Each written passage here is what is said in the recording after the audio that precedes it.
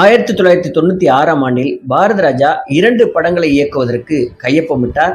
சரத்குமார் கதாநாயகனாக வாக்கப்பட்ட பூமி அக்டோபர் மாதம் அறிவிக்கப்பட்டது. அடுத்த மாதத்தில் நெப்போலியன், ஹீரா, ராஜ்கோபால் மற்றும் பிரகாஷ் ராஜ் முன்னணி வேடங்களில் சிறகுகள் முறிவதில்லை என்ற தலைப்பை கொண்டு திரைப்பட பணி தொடங்கியது.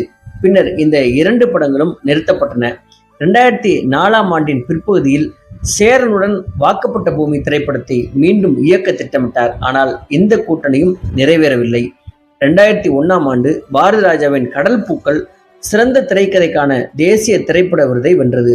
திரைப்பட இயக்குனர் பாக்யராஜ் இவரது உதவி இயக்குநர்களில் ஒருவர். 2008ஆம் ஆண்டில் பாரதி ராஜா தனது தொலைக்காட்சி அறிமுகத்தை குறிக்கும் தெக்கத்தி பொண்ணு என்ற தொடரை கலைஞர் தொலைக்காட்சிக்காக இயக்கினார். இவர் நேரடியாக அப்பனும் ஆத்தாலும், முதல் மரியாதை என்ற 2 தொடர்களையும் அதே தொலைக்காட்சிக்கு கொண்டு சென்றார். 2016ஆம் ஆண்டின் முற்பகுதியில்